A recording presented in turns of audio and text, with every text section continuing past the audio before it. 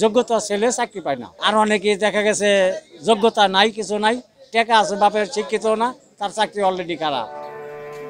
দুই হাতই প্রায় অচল, অর্জনের ঝুলিতে রয়েছে দেশের সর্বোচ্চ শিক্ষাগত যোগ্যতাও। তবুও সরকারি কিংবা বেসরকারি কোনো চাকরি জোটেনি তার কপালে। অসংখ্য প্রতিষ্ঠানে চাকরির আবেদন করেও নিরাশ হতে হয়েছে। তাতে কি ভেঙে পড়েননি, এমনকি জীবন যুদ্ধে থেমেও যাননি।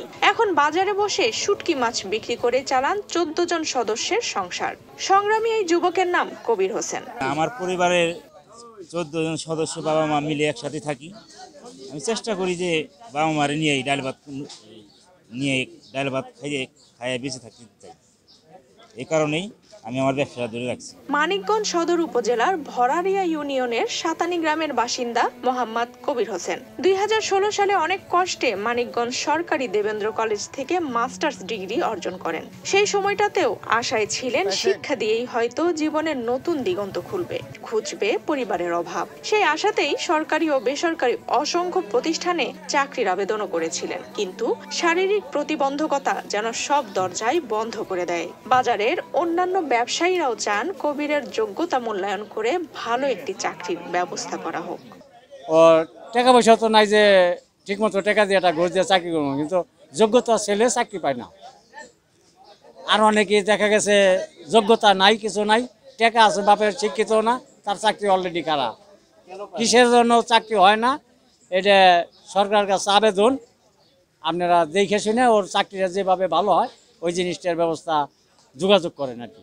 প্রতিবন্ধী ভাতা পেলেও যখন কোটায় চাকরির প্রচলন ছিল তখনও প্রতিবন্ধী কোটায় চাকরি পাননি তিনি। এরপর ছাত্র জনতার আন্দোলনে কোটা সংস্কার হয়, ততদিনে অবশ্য তার চাকরির বয়সটাও শেষ হয়ে যায়। তবে প্রতিবন্ধী ও অভাবী হলেও কখনোই অন্যের কাছে হাত পাতেননি কবির হোসেন। নিজের চেষ্টায় বাবার শুটকির ব্যবসাকেই আঁকড়ে ধরেছেন তিনি।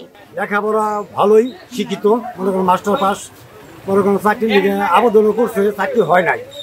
এখন কি করব, চাকরি না পাওয়া মনে করেন এখন শুটকির ব্যবসা দিচ্ছে, বাপের শুটকি বেচতো, বর্তমানে এখন হ্যাঁ একটা চাকরি হইলে ভালো হইতো।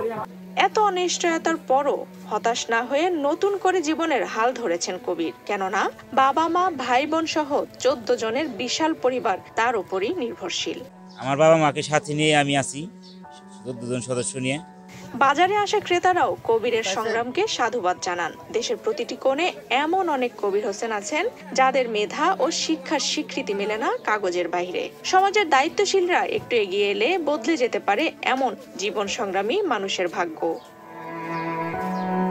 আফসানা রিপা, বাংলাদেশ প্রতিদিন।